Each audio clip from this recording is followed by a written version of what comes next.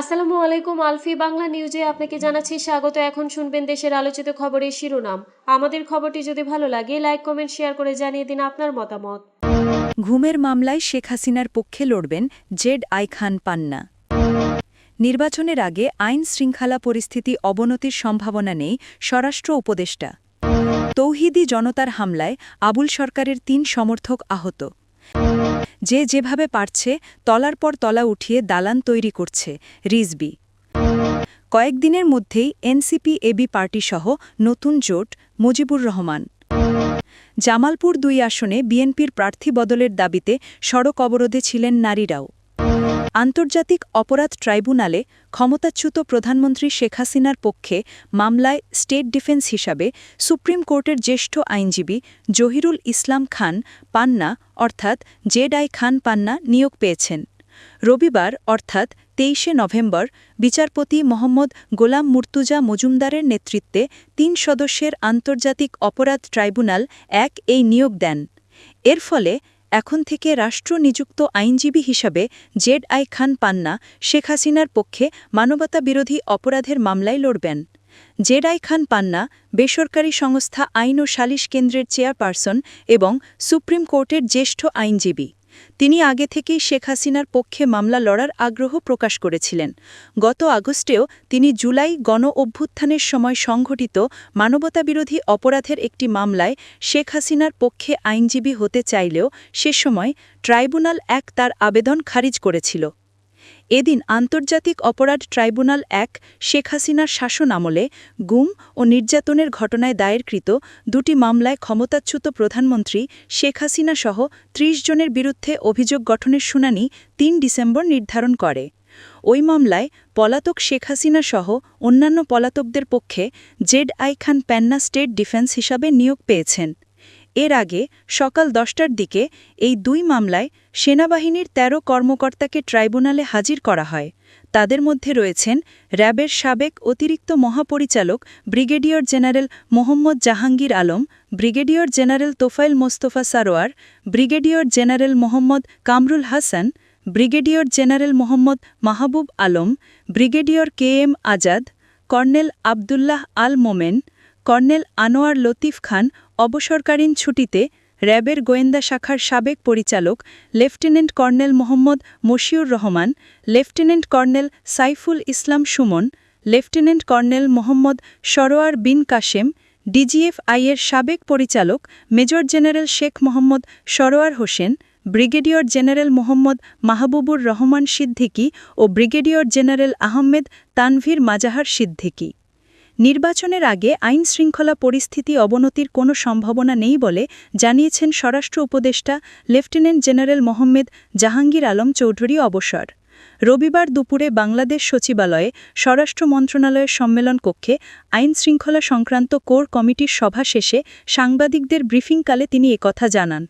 মোহাম্মদ জাহাঙ্গীর আলম চৌধুরী বলেন, আইন শৃঙ্খলা পরিস্থিতি ধীরে ধীরে উন্নতির দিকে যাচ্ছে। নির্বাচনের সময় যতই ঘনিয়ে আসবে সেই সময়ে বিভিন্ন দলের মিছিল মিটিংয়ের সংখ্যা বেড়ে যাবে। স্বরাষ্ট্র উপদেষ্টা বলেন, আমরা যখন দায়িত্ব নিয়েছিলাম তখন আইন শৃঙ্খলা পরিস্থিতি অবনতির মধ্যেই ছিল। আমাদের গত ১.৫ বছরের প্রচেষ্টায় আইন শৃঙ্খলা পরিস্থিতির উন্নতি হয়েছে।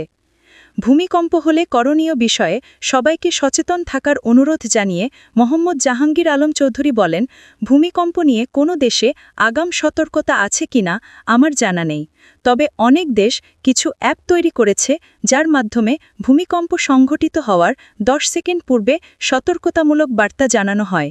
স্বরাষ্ট্র উপদেষ্টা বলেন, আমাদের দেশেও এ ধরনের আগাম সতর্কতামূলক মোবাইল অ্যাপ চালু করা যায় কিনা সে বিষয়ে চিন্তাভাবনা চলছে।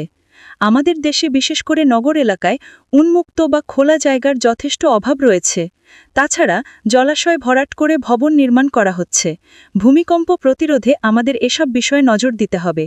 এ সময় সংশ্লিষ্ট সবাইকে বিল্ডিং কোড মেনে ভবন নির্মাণের আহ্বান জানান তিনি। ভূমিকম্প, অগ্নিকাণ্ড সহ বিভিন্ন দুর্যোগকালীন সময়ে ফায়ার সার্ভিস ডিপার্টমেন্টের সক্ষমতা বিষয়ে সাংবাদিকদের প্রশ্নের জবাবে মোহাম্মদ জাহাঙ্গীর আলম চৌধুরী বলেন, সাম্প্রতিককালে বিভিন্ন অগ্নি দুর্ঘটনায় ফায়ার সার্ভিস ডিপার্টমেন্ট যথেষ্ট সক্ষমতার পরিচয় প্রদান করেছে। তবে বড় ধরনের ভূমিকম্প হলে সেটা ভিন্ন বিষয়। সবাইকে মিলে একসাথে কাজ করতে হবে। মানিকগঞ্জে তৌহিদি জনতার হামলায় বাউল শিল্পী আবুল সরকারের ৩ সমর্থক আহত হয়েছেন। জেলার অতিরিক্ত পুলিশ সুপার আবদুল্লাহ আল মামুন জানান, শহরের মানিকগঞ্জ সরকারি বালক উচ্চ বিদ্যালয় মাঠের পাশে বিজয় মেলা মাঠ রোববার সকাল 10:30টার দিকে এই ঘটনা ঘটে। আহতরা হলেন বাউল আলিম, আরিফুল ও জহিরুল, যারা জেলার বিভিন্ন এলাকায় বসবাস করেন। পুলিশ সুপার বলেন, তৌহিদি জনতার একাংশের হামলায় বাউল শিল্পী আবুল সরকারের ৩ সমর্থক আহত হয়েছেন। তাদের সদর হাসপাতালে ভর্তি করা হয়েছে।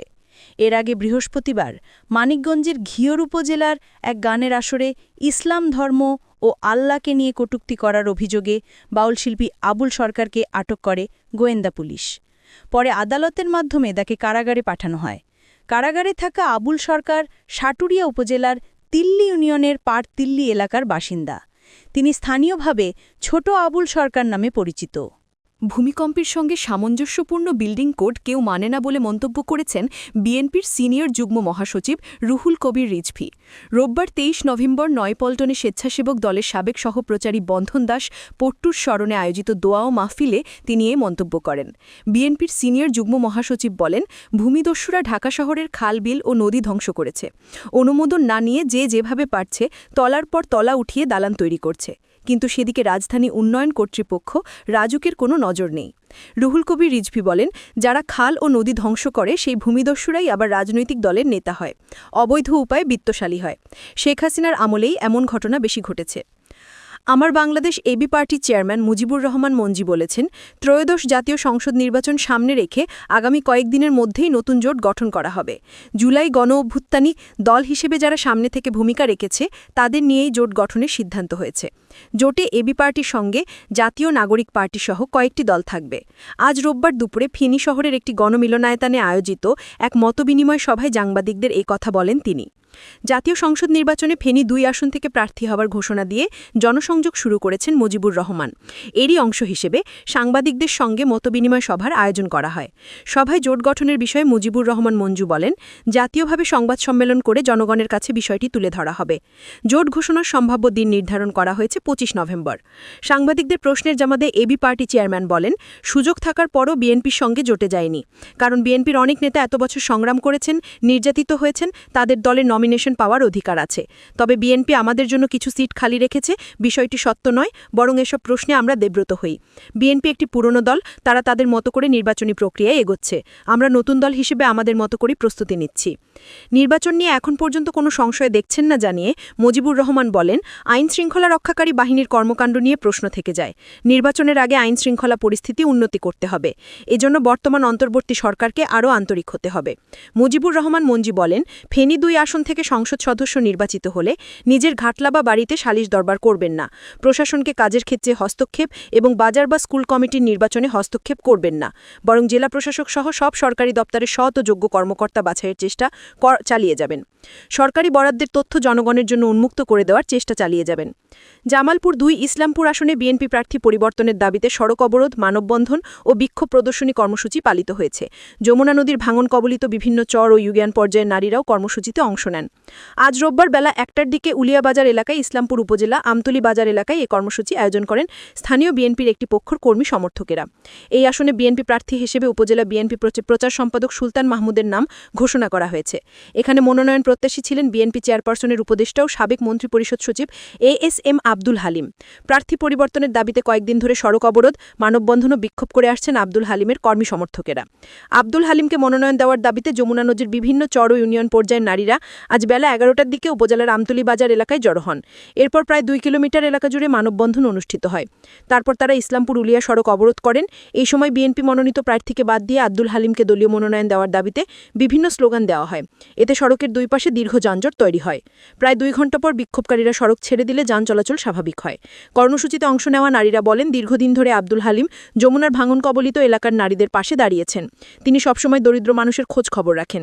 যে কোনো সহযোগিতার জন্য তার কাছে গেলে তিনি সহযোগিতা করেন। নদী ভাঙন রোধের প্রয়োজনীয় ব্যবস্থার আশ্বাস দিয়েছেন। তিনি যমুনা নদীর তীরবর্তী এলাকার মানুষ, ভাঙন কবলিত এলাকার মানুষের দুঃখ বোঝেন, তাই তারা তাকেই মনোনয়ন দেওয়ার দাবি জানান। কর্মসূচিতে বক্তব্য দেন উপজেলা বিএনপির সাবেক সাধারণ সম্পাদক নবী নেওয়াজ খান, উপজেলা বিএনপি সভাপতি মোহাম্মদ জাইনাল আবেদিন ও মোহাম্মদ হেলাল উদ্দিন, পৌর যুবদলের আহ্বায়ক এনামুল করিম, পৌর যুবদলের যুগ্ম আহ্বায়ক সাখাওয়াত হোসেন ও মনির খান প্রমুখ।